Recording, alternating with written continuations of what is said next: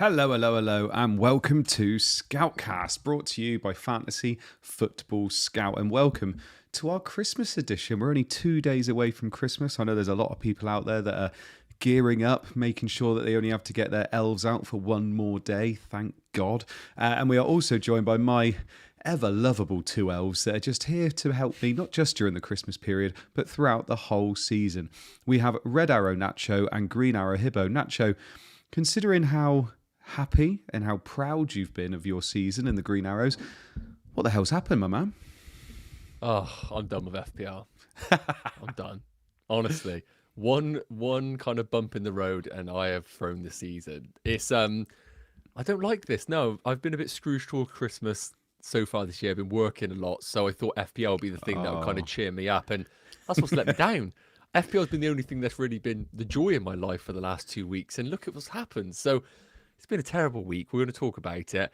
And the big thing, of course, going into this week is that I was just hoping for a nice chill week because Christmas is obviously a time to enjoy things, go meet up with friends.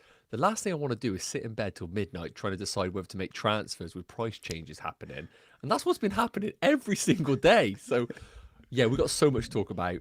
Loads of FPL topics, and I couldn't think of two better people to spend it with. And we got our Christmas jumpers on. I think Exactly. Hibbo's got an elf. I was just about to say this, is that I don't think it is FPL that's making you feel better. I think it's talking to us two with some Christmas jumpers on, and all of us have a pint as well. Show us your drinks, boys. We've all got something to drink tonight, which is lovely. Hibbo, thank you for joining us this evening as well. Lovely little Green Arrow, the only Green Arrow on the screen. How's it going? It's good. It's great to be here. It's great to be on a Green Arrow. And this must be what it feels like to be Nacho every week. So I can do the usual Callum impression and say, look, I'm only going to be happy if all those boys have greens. But no, it was a good week. I played the TC. Big Holland obviously smashed it out of the park, and he saved me, I think, from what otherwise would have been a fairly mediocre week. But look, lots to talk about. You'll probably give a bit of a recap here, but look, changes are needed in midfield. And because everybody has a big transfer balance, transfers are flying right, left and centre, and price changes are absolutely crazy. So there's moves in midfield and there's moves up top that have lots of appeal this week. Yeah, there really are. Thank you so much, by the way, for those people that join us in the chat for our Christmas edition. Attaboy is in there. We've got Sanjay, who's saying it's 2:45 a.m. in India. Could you hurry up, lads? We're here. Don't worry. Obviously, I bet you're not wearing a Christmas jumper like we are. FPL Freddy, Michael Savills in the chat. Johnny, Derek Knowles, Caswells, and Mimi Midley is also in the chat as well. Thank you for joining us. Before we start, by the way, I need to give a shout out to the lovely lady in my life for getting me. Look at this pint glass that she got me for Christmas. Ooh. FPL mode written on it. Thank you very much. Love that. Hope you got her a pair of keeper gloves. Oh, because she's a keeper. Yes, I did. She's now beating me in FPL, so no more help for her. Let's have a look at what we're going to be talking about tonight. So we're going to be looking at our points from this week. I didn't bottom score this week, boys. We got the XGI tables. I'm not going to lie. It's the most interesting the XGI table has looked all season, I think. We got the CBIT tables. We've also got the predictions for this week, the goal predictions for this week. We've got fixtures to look at based on attack and defence. We've got the com teams. We've got our bus teams. And we've got a special Q&A at the end as well. And the boys are looking at me as if to say, what's this? That's right, a special Q&A, because I don't tell you boys everything. Right, let's have a look at our points from this week then. I had 74 points. Do you know what? I thought I did all right this week. I had 74 points, and I thought, that's not too bad considering the amount of triple captains out there. There's some free hits out there as well. 100k Red Arrow. Yeah, lovely stuff. So 74 points. I had Raya in goal with 7, Anderson with 7, Timber with 6, O'Reilly with 6, Senesi with 4. Fantastic from my back line. Absolutely fantastic. Then we go into midfield. Foden with 3, Bruno Fernandes with 1. Bruno Fernandes now injured. He literally looked as shocked as every Man United fan and every FPL fan out there, where he pinged his muscle and he literally looked at everybody going, what's this? I haven't felt this before. And he didn't really know what to do. And obviously now it looks like it's soft tissue damage and it looks like he could be out for a couple of weeks. I had Minter with 3, Saka with 3. So lots of clean sheets in that midfield, but nothing much else. Thiago with 2 and then Haaland captain with 32. But unfortunately, because he was over 200% EO, that hurt me, the fact that he got 32 points. So I think it was 207% EO, something like that. So I also had Mukiele on my bench with 6. I've benched a lot of his points in the last couple of weeks, but what else can you do? I wouldn't have played him over Bruno. So now, yeah, 74 points, 100k red arrow, which, considering all the triple captains, isn't too bad. I feel like I've somehow kept up, even though I played my chips not badly, but I played them in bad weeks. So, yeah, 74 points. Not the worst here as we go on to Nacho. 71 points. Talk us through it. This is unfamiliar territory right now. This really is. Bottom of the pile this week, yeah. And it's a humbling experience, that's for sure. I'm definitely going to reflect off the back of this week. So, yeah, 71 points. I made 2 transfers. Just to remind myself, I done Timber to O'Reilly, which I kind of knew was a bit sideways move, but the ceiling for O'Reilly at home against West Ham I thought was better. Obviously, he only got the 6 points, and it ended up being 6 points for Timber as well, because I think they took that bonus point really late on away from him. So basically average one another. And then I done the Enzo Fernandez to Semenyo move, which did pay off only a little bit because I would have started Anderson otherwise. So I only made like the minimalist amount of gains, but if I had the chance again, I would have made the same move. So, yeah, really, the only returners were Rare with the 7-pointer, O'Reilly with 6, Semenyo with the 10 points. Always nice when you actually make a transfer and he basically carries the team outside of Erling Haaland. And again, for anybody that was captaining Erling Haaland and not triple captaining, you basically were hoping he blanked because his ownership was over 200%. Such a weird position to be in FPL. Outside of that, just some stinkers in the team. Was not expecting Palace to concede 4 goals. Virgil van Dijk, they just always find a way to concede, it seems, in these sort of games. Minter, Saka, Thiago, Foden, and Bruno Fernandes injured. So yes, not a good week. Maybe an early transfer has been made. We'll talk about it later. But yeah, the team is looking a bit ropey, I feel. I am absolutely shocked you did Timber to O'Reilly. Was that Really? was that with an idea to maybe get Rice in later or Gabriel back in later? Yeah, so Van Dijk to Gabriel in game week 20. I think I had it penciled in. So I was only going against double Arsenal for probably 3 game weeks. No, fair. No, I just, really surprised by that move. But like I said, I started looking at it thinking, well, I guess if you want to keep Saka, it's to get that third Arsenal asset in. But yeah, Hibbo, triple captain played. It's so easy to get a triple captain return with Haaland this year. Well played. I got lucky, I suppose. So I'm going to mute myself so I can cry while you talk. no, don't cry. But 85 points all out, and I made 1 free this week, and it was highly unconventional. And I'm going to explain the thinking a wee bit. So I said last week that anything decent needed 2 moves. So and those double move plans all involved getting Szoboszlai, who was ultimately going to end up getting suspended and miss the Wolves game. So it probably dodged the bullet in that respect. Getting the Semenyo took a lot of restructuring. So it would have taken me 3 FTs to get there. And I didn't really think it was worthwhile for somebody who, fixture-wise, I feel was a short-term move, if you know what I mean. So I did 1 move, and it was Enzo de Ryan Cherky, which didn't really work out. So from back to front for the podcast, people had Raya with a cleaning 7, Collins with a cleaning 8. Senesi was on for a monster at one point. He ended up with 4 points, but at one point it looked like he was going to get 11, and then Virgil got 2. Then in midfield, Bubba Sparks had a hit single in 2001 with the song Ugly, and my midfield was ugly this week. So Cherky scored 4, Foden, Saka, Monte with 3 each, and Bruno with 1, and he came off at half time. And then up top, 16 times 3 for Haaland. Nice triple captain success, and Thiago with 2. Happy with the chip usage. Difficult week to gain ground because a lot of the ranks went and scored. And then I look at my team and think, instead of making a very short-term cheeky move, if I had done nothing, rolled to 5 and played Anderson, I would have been points positive. So it just goes to show in FPL we should maybe do nothing. Like that's like, I know loads of people are going to chase Ekatike this week. Everybody chased Semenyo last week. Sometimes you could just stand still, do nothing, and you're no worse off. But no. I'm sorry. I stopped listening after that. How old are you? Ugly. Me. Oh, God. 42 very soon. Yeah, right. Cherky though, interested in Cherky. I'm not going to lie. We obviously talk quite a bit. But as in me, you, and Nacho, I was shocked that Nacho did Timber to O'Reilly, And then you came out on deadline day and was like, yeah, I got Cherky. Why? Where did that come from? Because this is the thinking. I was thinking that Semenyo was very much for people, and I know loads of people are making 2 transfers. For example, like getting there in 2, I could understand. For me, getting there in 3, I couldn't really justify it. But people were going there for 2 FTs as basically a punt with a view to kind of selling Semenyo in the coming weeks because they didn't really like the fixtures.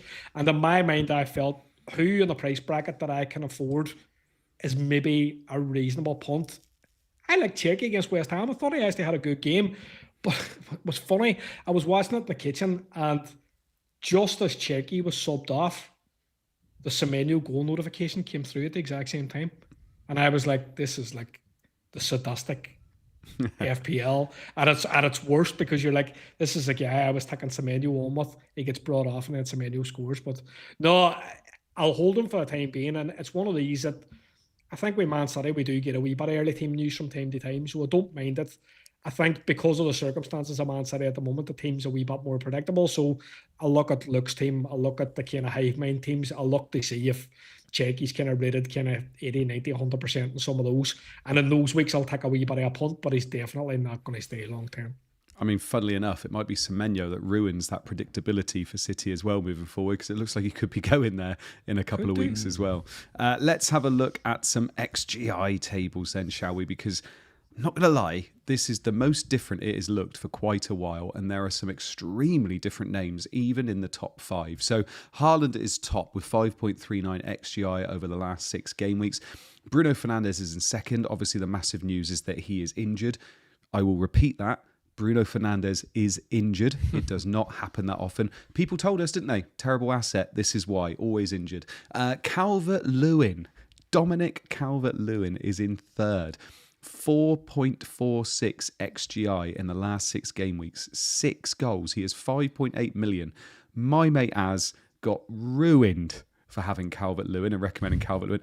Look, I'm not even ruined for weeks, and as soon as he stopped playing him, he's got 6 in 6 or something stupid. So Calvert-Lewin is now third on this table, Foden in fourth, and Anthony Gordon in fifth at 3.57 XGI over the last 6 game weeks, with considerably less minutes, 241 minutes, to rack up as much XGI as Mateus Cunha in 347 minutes, Saka in 7th, and Bumo, who's obviously off now for AFCON, Thiago in 9th, Pino, Voltemada, Amad Diallo, who's also off with AFCON, Tavernier, Evan Nilsson, and Enzo Fernandez round it off. But Nacho, top 5 straight away. I'm going to skim past Calvert-Lewin for now, because I'm going to go on to Anthony Gordon in 5th and Mateus Cunha in 6th. Now, the big hole in everybody's team, because he was bought heavily after he destroyed Wolves with 18 points, is Bruno Fernandes. Now, everybody is looking for a replacement for Bruno Fernandes. Gordon and Cunha, top 6, 3.54 and 3.57 respectively, XGI so far in the last 6 game weeks. Either of those two take your fancy to replace him? Well, firstly, the numbers for Gordon are so much better than I thought, to be honest with you, because I think the general perspective on Anthony Gordon, from my perspective, is that he is the main guy in that Newcastle team off the left-hand side, but previously we saw him play as number 9 at times when Newcastle had their issues. With now Voltemada and Vissa available, it very much is Gordon on that left-hand side, but the minutes are a little bit ropey, and I'm looking at the fixtures coming up for Newcastle, and they are good. Man United, Burnley, Palace, Leeds, Wolves. Like, you feel like you want a piece of that attack over this period, but we got to remind ourselves, this Friday, they play the Man United game. Then on Tuesday, they got the Burnley game. And then on Sunday, they got the Palace game. And then Wednesday, they've got the Leeds game. And when we look at Gordon's minutes, 71, 58, 73, with Harvey Barnes waiting in the wings. And I've seen Eddie Howe basically take out his front 3 in basically the same 5 minutes. I think it is very, very realistic that Gordon starts one, bench, starts one, bench, or 75 minutes. And because of that, even though his underlying numbers are good, I think Cunha is just a far better pick. Now, do I think Cunha is going to be impacted by the injury to Bruno Fernandes and Mbeumo? Yes. But we saw Cunha step up for like seasons and seasons at Wolves. And I feel like he has got that sort of mentality where he probably will just step up and be the main guy for this Man United team over this short period. And because of the guaranteed minutes, Acuna, I just think that is the route to go for in a Man United team that have as good fixtures as Newcastle. Yeah, it's a tough one. I mean, we saw it in the last game against Villa. Like, Cunha was the one driving forward. With Bruno out now, is it going to be Cunha on pens? I mean, Hibbo, is it just between Gordon and Cunha, or are there other options to replace Bruno? I think it depends on your combination moves. So, like this week, Ekatike is obviously hugely fancied. We're looking at those fixtures, and they've got Wolves and Leeds coming up, Fulham away, Arsenal away is kind of tough, but then they've got Burnley at home. So if you're looking at those, say, next 4 of them are hugely appealing. So I think from a fixture point of view, people want a piece at Liverpool attack. We had kind of talked about Szoboszlai. He's going to have pens. He's going to take him off Salah, and there's going to be the potential that he could score big at a very kind of cheap price point. He's obviously suspended now for Wolves because he picked up, I think, a fifth yellow card in the last game. Very late on against Spurs, which turned into a wee bit of a bloodbath. But because of that, people are trying to get on this Liverpool attack. And because of that, Ekatike is hugely fancied. I think Isak's broken a bone in his leg, although it doesn't sound like Couple months. hugely. Couple of months anyway. And because of that, people are adding 2 and 2 together. They're getting 5, and they're saying, well, look, will we jump on him now? Because there's obviously a dearth of options, because Salah's obviously an AFCON. Gakpo's short-term injured, so there's a chance they really jump on. So I don't really think it's a case of just Cunha and Gordon. I do think there's a case that you could maybe go down a wee bit more, because like Bruno's obviously at a price point where it can be sacrificed for a much cheaper player, and then you can get Ekatike into your front line, say for example for Thiago. So I think one, and he's maybe kind of outside the box and I might not do it, but I was looking at the Everton fixtures and they're particularly good, and I think we're looking at all these fixtures now and we're thinking, who's playing Burnley, who's playing Wolves, kind of quite similar to Newcastle. Everton have a similar piece at fixtures, and they've got Grealish, who's cheap at kind of 6.5-ish money. It would be a very kind of short-term punt, because I don't think you want to hold him long-term. But I don't think it's just, and I do agree with Nacho, I own a lot of Newcastle cards and so rare. It's hard to predict Gordon's minutes. Do you know? Because whenever, like, Harvey Barnes can just as equally play. And, like, for the last load of weeks, like, if we're looking at, say, 240-ish minutes over the last 6 game weeks, there's not really a big enough body of evidence there to suggest that, look, he's ultra-nailed, which I think we want. I mean, you mentioned Grealish. Do you not worry about Everton? They've lost 2 of their best players to AFCON. Obviously, Njai arguably is their best player, and Ghana Gay's gone as well. Surely, I know the fixtures aren't too bad, but that's quite a big hit. We talk about it with United, with Mbeumo and Ahmad going. Is it kind of the same for Grealish? It probably is. It's the same for Grealish, but it's more a case of what people can do with the number of transfers that they're using. And I think this is going to be a common theme of the pod, and the fact that you can move heaven and earth and use 3 FTs, but like people tried to do that last week for Semenyo. Do you know what I mean? And we can't do that. Like, we've talked about this before we came on pod. You can't do that every single week, like, because there's going to get to a stage where basically everybody's going to run out of FTs. Now, I do think when we're looking at the Liverpool attacking fixtures, it makes sense to kind of jump on. Wirtz is maybe an option. I know. I want to bring that up. I'll bring that up. Don't you worry. But if you could do like Ekatike, Wirtz, and then bring like a defender down to somebody very cheap, like that could be something ultra aggressive where like you're kind of really nailing your claws to the mast and saying, for this run of fixtures, and like the draws Liverpool had against, I think it was Sunderland and Leeds, they weren't great results. But since then, the whole kind of Salah speaking out against the club, it's nearly kind of seemingly galvanised the team, despite the fact that they're quite struggling with injuries, and they've gone on a wee bit of a bounce where they've been winning games. You're looking at that fixture run and you're thinking they're good. We always look at the 11-ify data, and he's going to hugely predict them for goals. So Wolves, Leeds at home, Burnley at home. Does it get any better? Double attack looks good.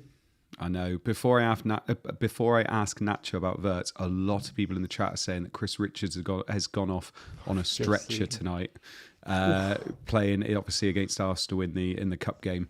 So we'll keep an eye on that. But if you're listening, make sure you have a look to see what's happened there. Nacho, obviously, I have to come into you now because you own Chris Richards, but hopefully everything's all right with him. Wirtz isn't in the top 15. Hibbo could tell us where he is on this list in terms of top 6, maybe whether he even came up in the top 20, top 25. He started to look a little bit better. 2 assists. A lot of people were burned by him at the beginning of the year, but with those fixtures coming up, with the fact they're not trying to shoehorn Isak in at the moment because he is out for a couple of months, Ekatike's look better. Wirtz has his role nailed in that team. He's not going to be not starting games. What are you thinking? Is it absolutely mental for us to go for him? So, no, I don't think it's mental. I don't think it's a case of we've got enough information on this Liverpool team right now to understand who is the main guy to own. I don't think there is anybody right now going into game week 18 and 19, whereas like last season where it was just Mo Salah, home run pick, we know exactly what we're going to get. I still think this Liverpool team are all over the shop. We saw that against Spurs. Anybody that watched that game know that was not a convincing game at all. Brighton, they could have conceded a hatful of goals in that game as well. And we know what happened against Leeds in that particular fixture. So I don't think this Liverpool team are, absolutely firing on all cylinders right now. And because of that, I think this Wolves and Leeds game coming up are absolutely unpredictable. Now, I think with Ekatike right now, he is the pick. Absolutely, the numbers are with him. He is the talisman front guy for the next few weeks. But if you can't get to Ekatike with the next few fixtures, I think Wirtz is worth a punt. Any team that plays Wolves, and I've looked at over the last few weeks, basically players get their best numbers. Like Brentford last week, players get their best numbers. Previous weeks, it is just a thing. Wolves concede so many chances. And I'm looking at Wirtz's numbers right now. I mean, 1.82 total shots per 90 over the last 6 game weeks. So he isn't doing things right now where I'm like, oh my God, this guy. But the fixtures are Wolves and Leeds. And these are the fixtures where players get their best numbers. So for me, is Wirtz a desperate buy? Absolutely not. But if you're like me and you might not be able to get Ekatike, is it actually a punt that's worth it over the next 2 weeks to then maybe have him as a placeholder for someone like a Morgan Rogers in game week 20? Then yeah, I can kind of get behind it. What I will say is this. If Szoboszlai was not banned, that would be the no-brainer pick. But because he's not available, it increases Wirtz's minutes. Gakpo's still not available. And Wirtz is a top baller. Anyone who's watched the last few weeks, Wirtz has been one of the best players on the pitch for Liverpool. We are seeing his actual improvement. So for that, I can get behind the pick. Is it free risk, Hibbo? Is the fact that Bruno got injured? Bruno got injured. Liverpool's fixtures are beautiful. They literally are. Nacho's just said that. They're the best fixtures you could ask for in the next 3. But, and I'm really glad Nacho mentioned this, you've got Morgan Rogers there, who also isn't putting up the stats in any way, by the way. His XGI is pretty poor, but he is non-stop scoring. You saw it against Manchester United. It was basically Morgan Rogers against Manchester United, and he won. I think Gary Neville said that during the game. Is there that kind of... Are we trying too hard going for somebody like Wirtz when Rogers is there, getting the returns, he just doesn't have the next 2 fixtures? We could be trying too hard, but like that's what we do in FPL. Like ultimately, we back the fixtures and we tried. You probably could have set up a team at the start of the year and just locked it in, not made a transfer, not used any chips, and be doing better than 2/3 of this pod. But anyway, what I will say about Wirtz is there's a huge caveat, I think, in his fitness, and that's why I'm waiting, because he came off in the last game and I think it was cramp. But there was some discussion that it could be potentially a hamstring injury. So for me, if I'm looking at these potential moves I'm going to make, I don't want to be kind of making a transfer into a player who's potentially injured, number one. But on your question of kind of Rodgers v Wirtz, I think Rodgers has been very good. I think there's been a bit of a sea change at Aston Villa where Rodgers has become main man syndrome. He's become talisman. Like it was always Watkins in previous seasons, but now Rodgers has completely, in my opinion, filled that void, and he's surpassed Watkins in terms of his overall kind of role in that team, and that's fine. But I think if we're going to look at like Wolves, Leeds, Burnley, not too far ahead in the future, I think there's a number of things to consider. I think like Wirtz has come on that team and he's had to try and prove himself, but now you're seeing a lot of those big guns, Salah with the AFCON, Isak out of the picture now. This is his time. Like, we're going to look at this next 5 fixtures and 4 of them being particularly green. And like, this is now his time to step up. And I do agree with Nacho's sentiments. For me, I think I would have done Szoboszlai and Ekatike, easy 2 moves. But I do have the option of doing Ekatike on for Thiago, Wirtz on for Bruno, and dropping say somebody like Sarah Collins right down to like a 4 million defender, which I don't hate doing, because I think some of the 4 mil defenders have proven that if they clean and do DEFCON, they can do a very big score. But I do think, like you touched on free risk, it kind of is free risk, because Bruno had very low ownership, and now everybody, because they had the 5 AFTs, obviously jumped on Bruno. And then it got to the stage where his ownership was around 60-70% in good teams. Whereas now we're kind of starting at scratch again. Back the fixtures, back the guy that's got his ownership on the floor. There's lots they like about it, like, you know. There is. I think it's aggressive, and we've talked about like being aggressive and making aggressive transfers, and maybe that's the counterbalance that we've talked about week by week. Do you know, do we be aggressive, or do we do Michael Keane and Cunha? That's, you know, that's the flip side. That they're the two paths that you go this week. I think either use all your transfers to kind of get the Ekatike and Words type thing, or you get Cunha and then you buy an Everton defender. But the thing is, you would take a Michael Keane or a Cunha home to your mum, wouldn't you? Whereas you'd sleep with Verts. It's a sexy pick, isn't it? Like, do you know what I mean? Whereas and there's nothing wrong with a Michael Keane. I'll show you that later. But Nacho, we were mentioning, obviously, we're mentioning Verts there. We were also mentioning Bruno and the fact he got injured. Wilson gave everybody a scare. Looks like he might be okay, but he had a massive knock in that game as well. We've been talking quite a lot about you can be aggressive with all these free transfers we're having. Some people were really aggressive and used 5 free transfers, 4 free transfers, and then all of a sudden they've got a lot of issues in their team, and they've maybe got a Bruno in their team. Lots of people went early on Saturday, used their transfers. All of a sudden Bruno's injured. Is this now a time where, again, with all these fixtures coming up, it's good to have a couple free transfers in the bank? Yeah, for sure. I think that is always the rule, really. If you have an opportunity to roll a transfer and get yourself to 3 transfers or more, then that is a great position to be in. And I think when we were talking previously a couple of pods ago where we all sat here with 5 free transfers, I think when you have 5 transfers, I think you have the opportunity to use one of those to be really aggressive, like we spoke about. Like, take myself, for example, go for Semenyo as almost a 1-week punt. But knowing that you've got 3 in the bank, I think being aggressive is great when you've got those banker transfers. But when you're hovering around 2 transfers, just look what's happened over the last, 2 days? Bruno Fernandes injured. Looks like Richards is now injured. For those that would win it early, because remember, these price changes are some of the craziest we have seen in a long time in the game. And people are having to pull the trigger really early on certain moves. I've seen people sell Saka off the back of Saturday, which was crazy. So I think being aggressive with transfers is fine, as long as you have some in the bank to counter for what is happening, like we saw over the last 48 hours. And it's strange, because I was going to bring up the CBIT table, because top 5, 80% is Bassi, Steve, Keane, Mavropanos and Senesi. And then we've got like Fofana, Anderson, Ballard, Collins, Hincapié, and then some others that are rounding off. Now, I wanted to bring this up because of 2 players, and those 2 players were Keane and Hincapié. So we've just mentioned there about being aggressive.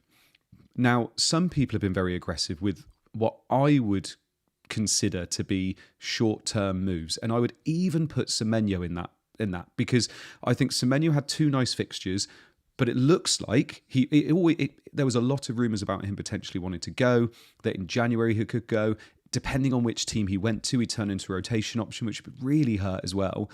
But people like, getting Keane with Branthwaite potentially back soon, and Hincapié with Gabriel potentially back soon. There was a lot of moves that people were making that all of a sudden in 2-3 weeks' time, you could be in a lot of trouble. And Hibbo, are you seeing that more and more at the moment? Are you thinking people are starting to maybe make... Because one short-term move I get, but when people have maybe got 2, 3, 4 options in their team, which in 3-4 weeks could all be issues, they're just transfers later down the line, aren't they? There 100% is, and I think one of the things, and we discussed it before we came on pod, I've seen almost people not physically burning the transfer itself by not using it, but effectively in the transfer that they make, they're not kind of say, for example, people that had Hincapié. You could have, he's obviously a very short-term player for Arsenal. When Gabriel comes back on the team, and he's been pictured on and around training, so it's going to be not far away. You would imagine by the new year at least he'll integrate on the team again. But some people with Hincapié were making kind of 5th midfielder changes or changing their 3rd striker, which to me is just absolutely crazy, because this boy's going to become a problem in the future. So you might as well correct it now. But no, I think you make a good point. I think attacking, and Nacho has touched on it as well, attacking the game week specific, week by week, is all well and good when you have a balance that's kind of fairly close to 5. But I think once you kind of move down a wee bit, where you've kind of got 3 transfers, I think that option's kind of taken away from you a wee bit. And going for the kind of weekly transfer, if, as you say, you pick a player that suddenly becomes unstuck or suddenly gets dropped out of the team, then your issues kind of start to mount. And like, we're a wee bit far away from wildcard. Like, you could assume there's always kind of wildcard windows in and around the end of the kind of 20s. Do you know, and they're around kind of 26, 27, 28, where people then want to attack that last stretch of the season. And we're a good bit away from that now at the minute. And I don't really think it's wise to be going very 1 week specific on players that could ultimately be dropped. And I think Cap is one of those. Michael Keane's potentially one of those, but I think Branthwaite, people are talking about he's a couple of weeks away. And then I think fitness is going to be an issue, because whenever a player's been out for a long period of time, do they have kind of match rhythm to come back and the team straight away? Probably not. So I suppose people are thinking, I can take that punt, I can get these fixtures, I can get on cheap compared to a Tarkowski, but that's a trade-off, like basically security of minutes and starts, basically. Yeah, big time. And I mean, someone that isn't failing to get starts at the moment, Nacho, before I move off this table, is Saka. There's a lot of unhappy Saka managers out there.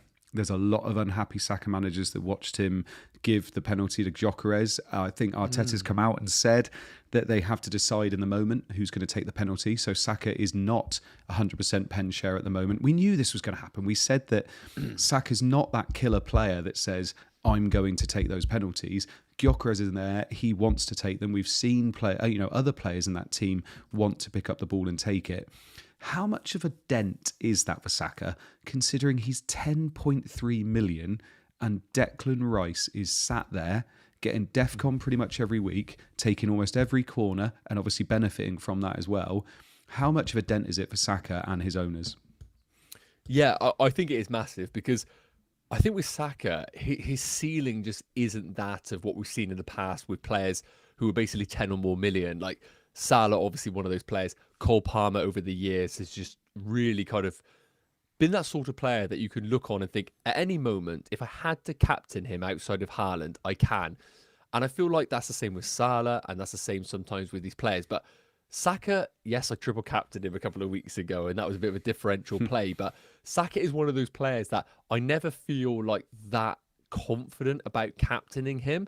And then that kind of is reflective on that price point, where I ask myself, well, if I'm never actually like that confident on his captaincy options each and every week, then can this guy actually justify his 10.3 million price bracket? Now, in terms of his XGI per 90, he's at 0.62. So anybody that's kind of looking at Declan Rice thinking that he offers the same attacking threat, like the numbers just don't match that. I think Rice is around 0.3. But as you mentioned, defensive contributions, a new factor that we have to take into consideration this season. I think Rice has hit it in about 7 matches out of the opening 17. So Rice, when you add in those defensive contributions, becomes a bit more of a steadier pick. And if Saka doesn't have that incredibly high ceiling like we want him to have, I think he's only hit double digits twice this season, then it asks the question, really, Rice is probably offering better FPL value right now. The only problem is, no Salah. Palmer's not an option right now. Bruno Fernandes injured. In order to keep that kind of expensive price point, Saka kind of by default becomes that guy as a placeholder for later on down the season where you might want to pivot to these more expensive players. So, yeah, I think if I was wildcarding right now, I would be choosing Rice over Saka. But I think if I was here right now owning Bukayo Saka with 2 home games, I don't think I'd be desperately selling Saka unless it was to enable multiple moves in my team. Placeholder for Palmer. Heard it here first. Right, let's have a look at some mad overreaction to the Saka penalty thing. Do you Personally, reckon? I do, because I don't think very much changed. I think we knew that penalties were being shared at Arsenal. I think we knew that Saka didn't have 100% pen share. And the interview was really, really weird. Like, they interviewed Gyökeres and Saka side by side, and Saka got man of the match. And they asked Gyökeres, well, what was the story about the penalty? And it was really kind of tense. And he was like, I wanted the penalty type thing. And he was quite kind of bullish about it. But like we look at Saka last year, and I think he scored 1 penalty all season. So like I'm not saying that penalties aren't important. They obviously are important. But I'm also not sure that if Arsenal get another penalty, I think Saka steps up and takes it. Do you know? And it could so happen to be against Brighton. So I think there was this kind of huge overreaction immediately where people were like, sell, buy Ekatike. We need to get these Liverpool players on now. Saka could score a pen against Brighton as easy as anything. You know, I just think it's completely up in the air. But I do agree with your points that it doesn't have that. Here, give me the ball. You're not taking the penalty. I'm taking the penalty. You know, I'm the main man here. Who would you rather have right now, Saka or Cunha? If Cunha's on pens,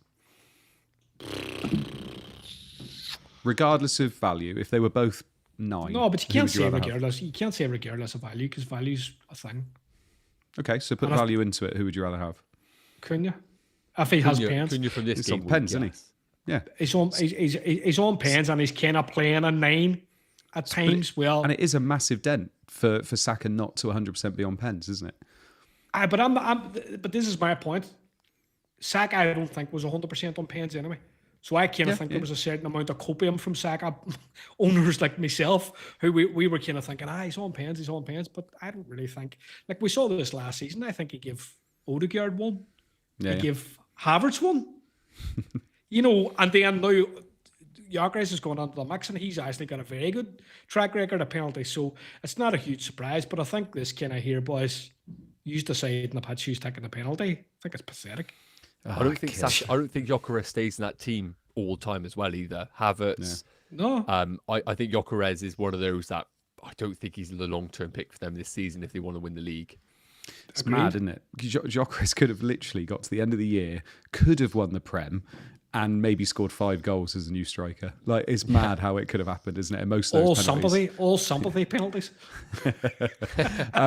Nacho, Liverpool, by the way, are top in terms of projections this week. 76% chance of winning at home against Wolves. 2.60 goals projected. With the fact they've got Wolves, and then, hang on, I can't even remember what it is now because I was looking it up earlier. Yeah. Leeds, so they've got Wolves, then Leeds at home, and then Fulham away. How heavy do we go on this? How heavy do we go on Liverpool? We've got transfers to burn, some of us do. How heavy do we go on it? 76%. We haven't seen much higher than that, especially 2.60 goals as well. With the injuries and everything we've got, it just seems a good opportunity, doesn't it?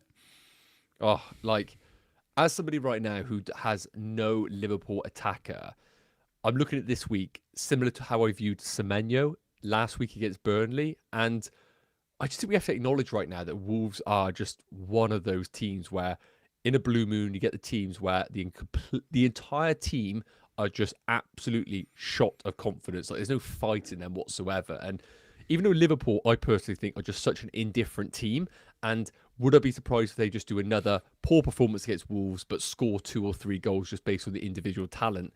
I think that's probably how they are playing right now. And that is quite a scary prospect not going into this game. And this is why it plays to the thought of, if you can't easily get to Ekatike in your teams, defaulting on someone like Wirtz, I think, will naturally just be the play for a lot of people because you see that number, 2.6 projected goals. I think we just kind of think to ourselves, somebody in this team alongside Ekatike will get some involvement. They just have to.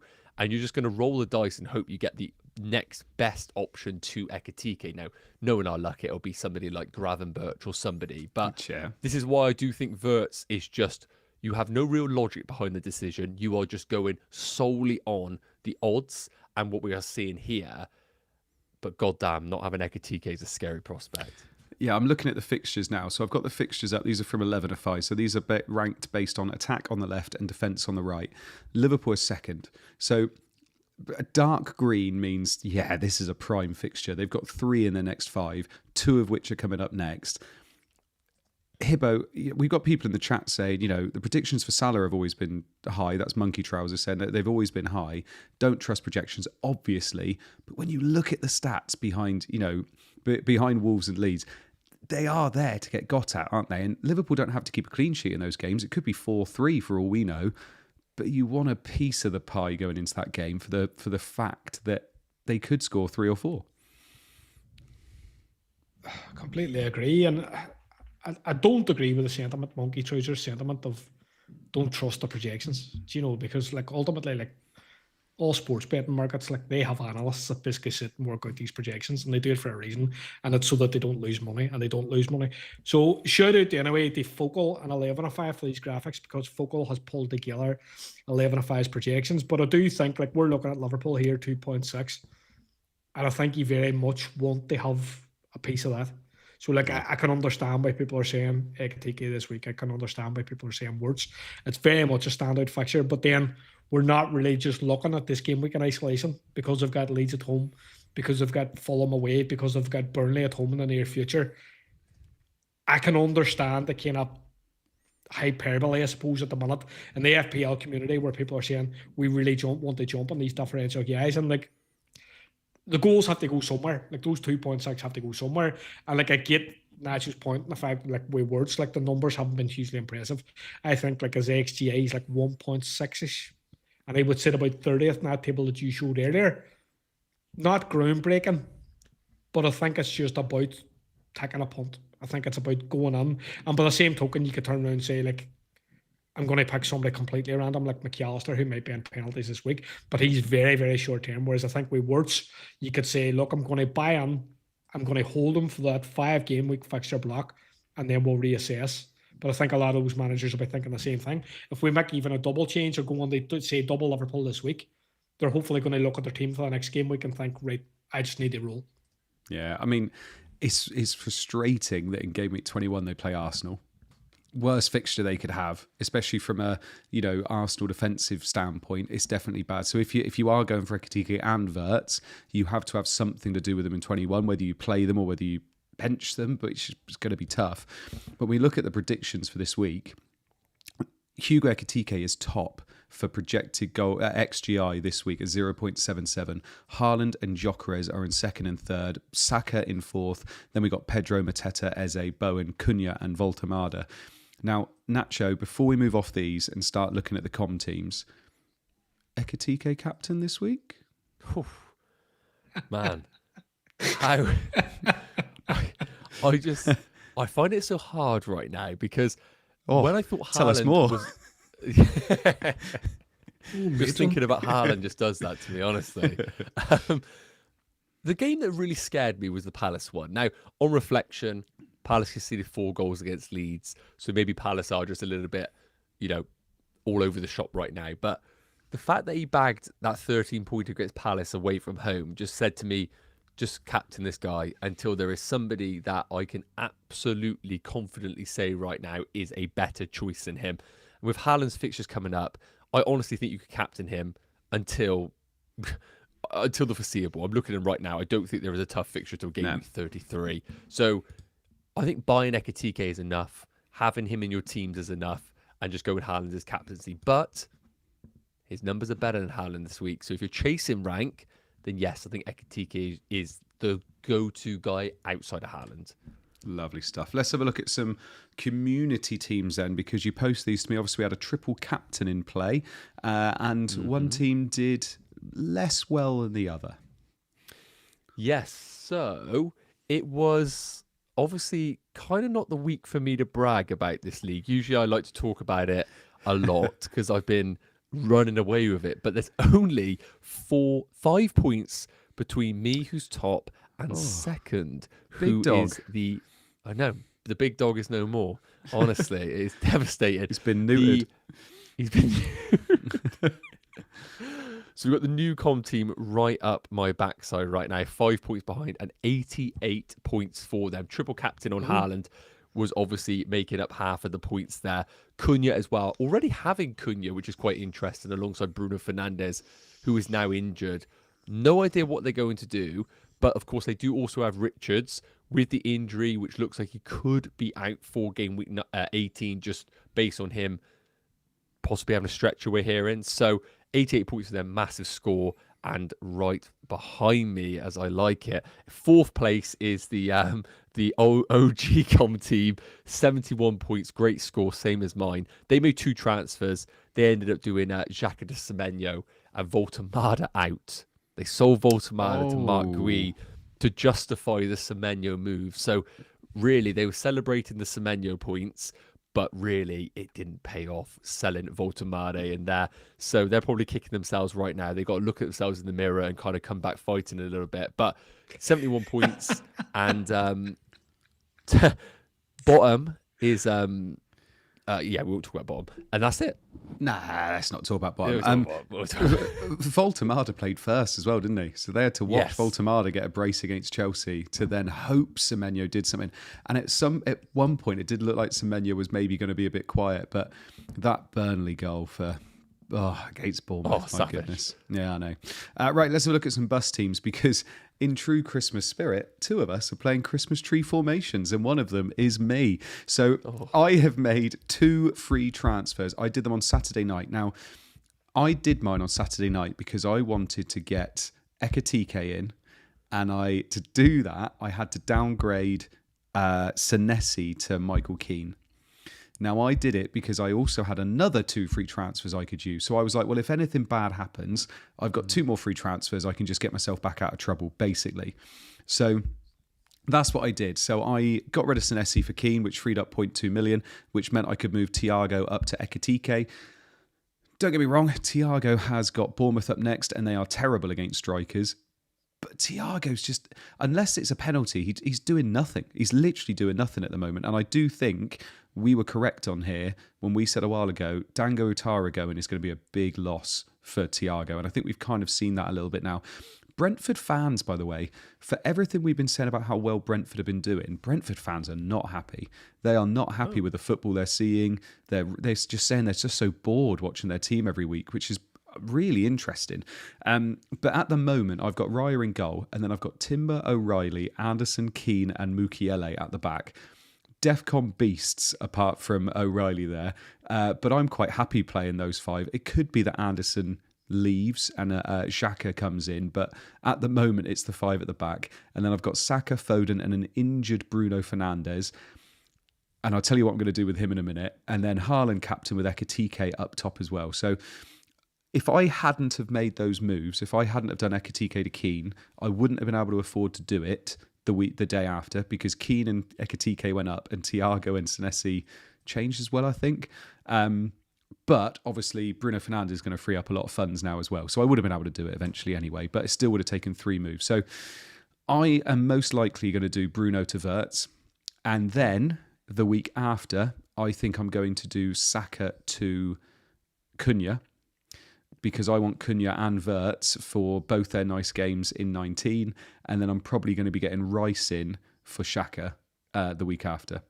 That's my plan at the moment. That's my plan at the moment. But we will see what happens. Can I just say, your team What's looks that? good, mate. I like weirdly like your team this week, like the Christmas tree. It's not.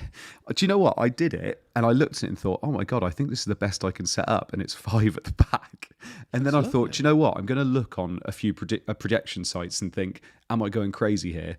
And they've all said the same. They've all got, 5 at the back. And then I started thinking, how bad is my team that 5 at the back is looking the best? But I think because Minter's away to Arsenal, that's why it's looking, that's why it's so easy to ditch a midfielder, basically. But I'm actually quite happy having Xhaka, Minter, and even Krupi Jr., who's probably going to start a game over this Christmas period.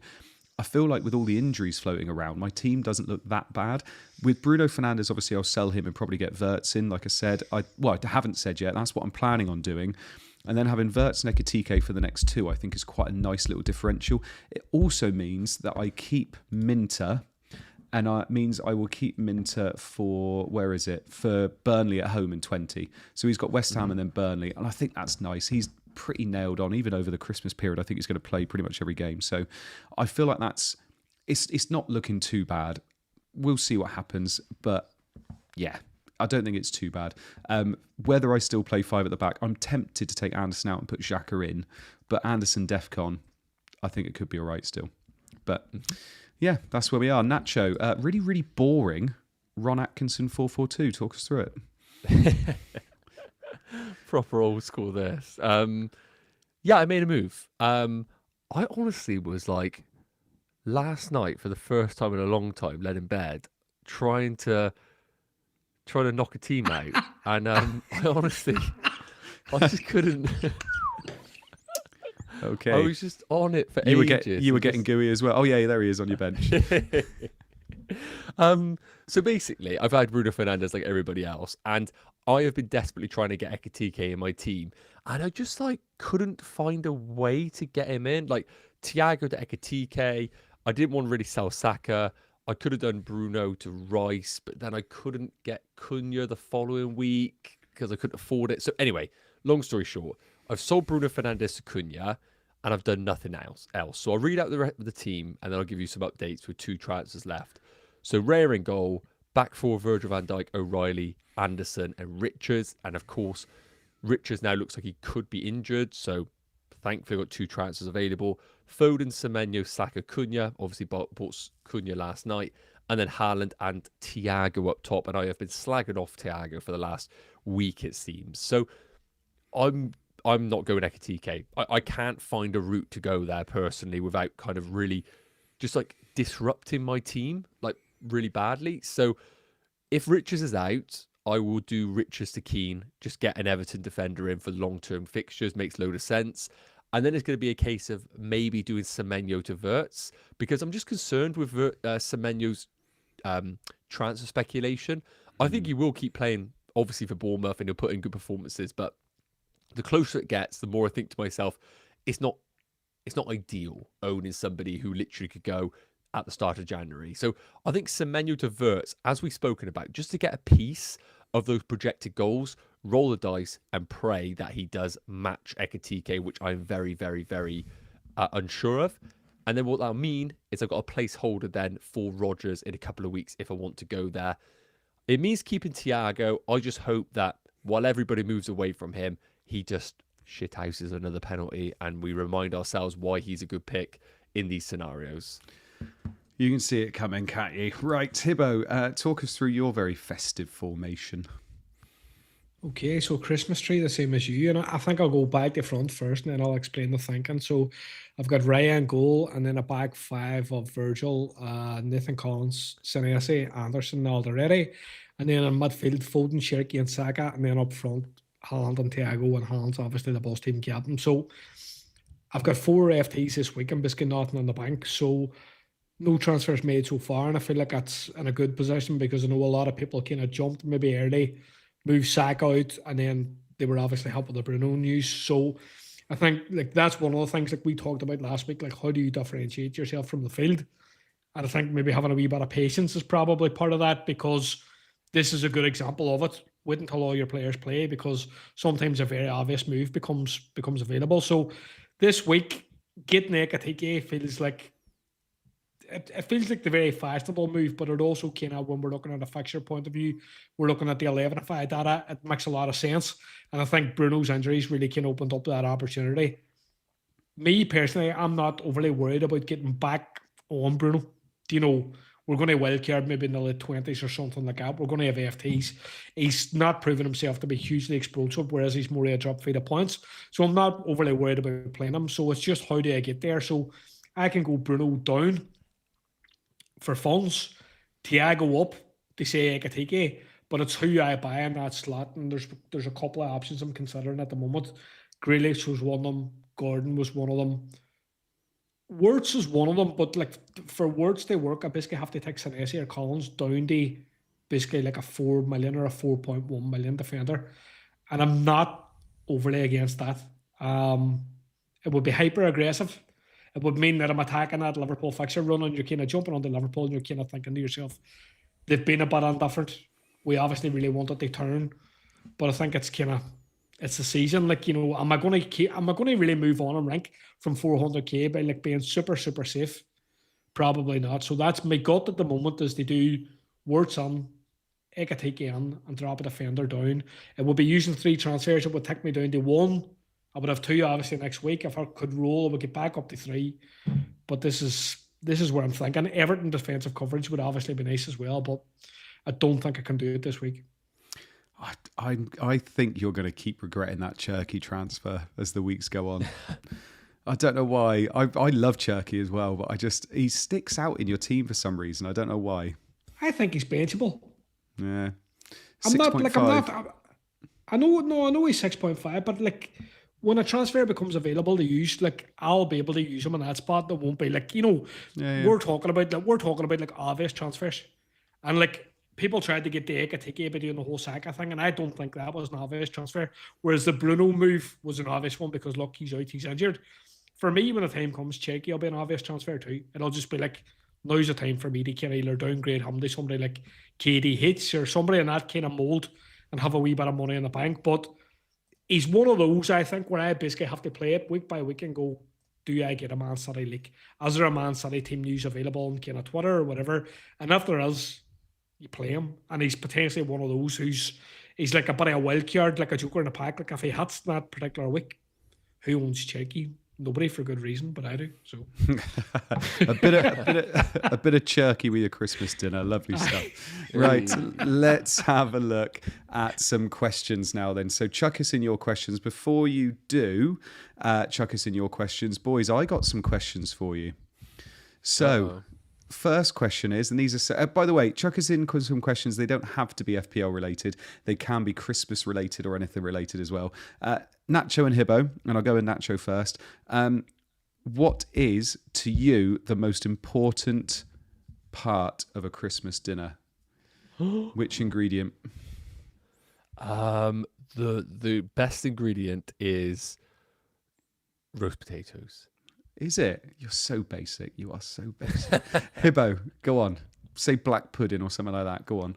no, the turkey and how the turkey's cooked. Turkey? No, do you not eat turkey? Turkey. No. The turkey. The turkey. Well, what do you eat? Me? Oh, I have a vegetable one. are you vegan? No, joking. I have chicken. No. Chicken. Chicken. Well, that went well. What about you, mate? And Me? Oh, I will always say the same thing. It's the gravy. If the gravy's awful, the whole thing is ruined. I think the Northern gravy. boys love gravy. Oh, they do. And I'm a Southern boy, but no. And another question, just very quickly, Nacho. If you had to get me a Christmas present this year, what would it be? what would it be? Green arrows. Ooh. I choose about this. Green arrow. Brilliant. Hibbo? I would get you a picture frame so that you could frame a photograph of you and your beautiful girlfriend. Oh, look at that. Nice. You know what? Lovely. He's definitely my favourite now. Right. Let's have a look. Cunha, Rogers, or Wirtz in for Bruno, says Dean Whitlock. What do you reckon, Nacho? Who's your favourite at the moment? Cunha, Rogers, or Wirtz? I'd rank those Cunha, then Wirtz, and then Rogers. Nice. John Herring says, would you do Thiago, Bruno, and Jimenez out for Bowen, Ekatike, and Harry Wilson? Says John Herring. Hibbo, what do you think? I wouldn't buy Bowen and I wouldn't buy Harry Wilson, so no. Ooh, nice. CM Punk says, hey folks, what's the best wildcard structure at the moment, do you think, Nacho? Is it big in midfield, big up front now with Ekatike there? Would you go, I mean, defenders kind of pick themselves. What were you thinking? Yeah, I think you probably have to go Haaland, Ekatike, dead spot third, because I still think the value is in the midfielders. I don't think there's a third forward that I really trust. Yes, you can go Calvert-Lewin, but the fixtures are pretty ropey. So it would be an expensive two in Haaland and Ekatike. And I think the midfielders are starting to pick themselves, Foden, Cunha, if you could afford Saka. But I think Rice probably is a cheap Saka replacement. And then before you know it, you probably can build quite an easy midfield alongside that. Yeah. Hibbo Sanjay says, I've got one free transfer I've used for Bruno to Cunha, but I've got no bench and have no Semenyo, and Richards is now a worry. Do I use up my free hit now, or do I use it in game week 19? And remember, Sanjay, if you use your free hit, that Bruno to Cunha transfer goes. So remember that. Hibbo, would you use your free hit now or in 19? I think if he's really, really threadbare and doesn't have a team, and Richards, I'm assuming by his description that Richards was on his 11, I think in that scenario I would probably use a free hit. Yeah. This week. Yeah. Attaboy says, what's your biggest FPL regret in 2025? I'll ask both of you that. Nacho, biggest regret? This pod? Jesus Christ.